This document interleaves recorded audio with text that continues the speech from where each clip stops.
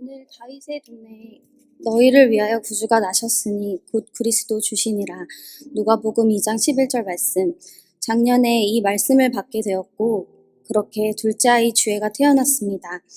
둘째 아이는 정말로 저와 남편 그리고 첫째 아이 주한이도 너무나 기다리던 아이였습니다.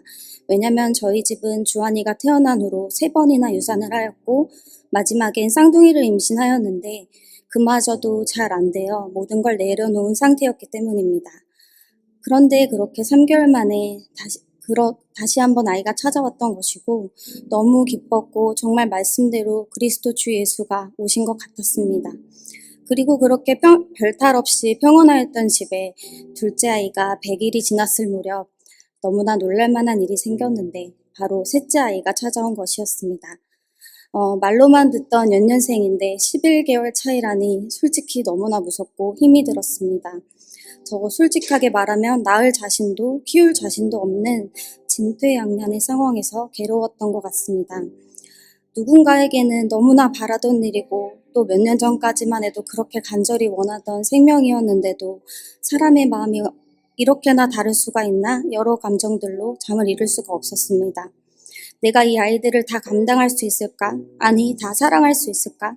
라는 두려움에서부터 시작된 그 감정들로 그렇게 고민하고 괴로워하던 내게 하나님은 정말이지 단호하면서도 도망칠 수 없는 한마디 마음을 주셨습니다. 내가 너에게 죽음이 아니라 생명을 주었다 라고. 그 한마디에 더 이상은 고민할 수가 없었고 저희 부부는 낳기로 결심을 하였습니다. 그런데 막상 낳으려고 보니 직업이 프리랜서 강사인데 걱정이 참 많았습니다. 경단녀가 될 것에 대한 두려움 속에서 일을 다니게 되었고 더 이상은 숨길 수가 없는 지경에 이르렀을 때 인밍아웃을 하고서 저는 시원하게 다니던 곳에서 잘리게 되었습니다. 그리고 연타로 다른 곳에서도 결국은 출산과 양육의 문제로 또다시 잘리게 되었고 하루아침에 직장을 모두 잃어 졸지의 백수가 되는 여러 가지로 힘든 시기였는데 아이를 낳는다는 것이 죄인이 된 것 마냥 힘이 들고 하나님께도 원망하는 마음이 싹트기 시작했습니다.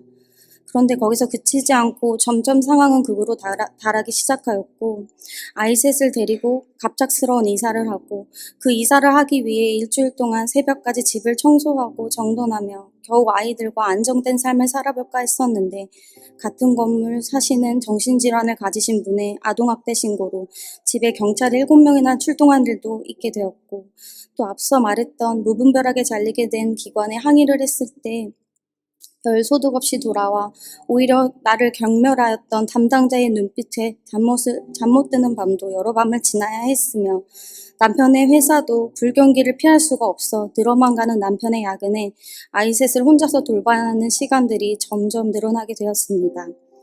그렇게 혼자인 것 같은 외롭고 우울한 어두운 동굴 같은 시간들이 지나고 있을 때 한 줄기 빛같이 다가와 주었던 것은 저에게는 바로 다락방 모임과 성도님들이었습니다. 다락방 순자님께서는 하루도 거르지 않으시고 아침 7시가 되면 기도를 올려주시는데 누군가 나를 위해 기도해 준다는 게 기도할 힘도 하나님께 나아갈 의지도 없던 저에게는 얼마나 마음에 큰 위로와 힘이 되었는지 모릅니다. 한 번은 아이가 원인 모를 병으로 힘들 때 세세하게 기도해 주시는 것들이 정말 세세히 응답이 되기도 하고 또한 매번 이상한 소리가 난다는 얘기를 하며 앞서 말한 아동학대로 신고한 이웃이 저희 가정에 이사 온 지 3개월 만에 갑자기 이사를 나가게 되었을 때도 이 기도 제목이 응답을 받았구나라는 확신이 들었습니다. 또 기적이며 옷들이며 신발이며 갖가지 아기용품을 주시겠다며 여러 집사님들께서 저희 가정에 생각하시며 연락이 오셨습니다. 그 물건들을 주시는데 많이 힘들 텐데 혼자가 아니야 라고 토닥여 주시는 것 같아서 뒤에서 몰래 울컥하는 마음을 부여잡았던 것 같습니다. 또한 다락방 안에서 욥기 말씀으로 나눔을 하였을 때에도 욥은 아무런 소망도 없는 절망한 상황에서도 끝까지 포기하지 않고 주님의 구원을 바랐던 그 모습이 너무나 대단하다고 피부로 느껴졌는데 어쩌면 올 한해 많은 고난들이 저를 힘들게 했던 게 아니라 구원자를 보지 않고 상황만 보며 구원을 바라지 않았던 저의 모습이 스스로를 더 힘들게 한 게 아닌가 돌아보게 되었던 것 같습니다. 작년 딱 이 시기에 둘째도 세례를 받았습니다. 세례를 받고 나서 다음날 첫째 아이가 목사님 흉내를 내며 성부와 성자와 성령의 이름으로 세례를 주노라 하면서 장난을 치며 돌아다니는데 순간 뒤통수를 맞은 것 마냥 주님은 완전하십니다라는 하나님을 향한 고백과 주님은 예수님이시다라는 예수님을 향한 고백으로 주완, 주예라는 이름을 지었는데 마지막 셋째 이름을 주영이라고 지어야겠다는 확신을 하게 되었습니다.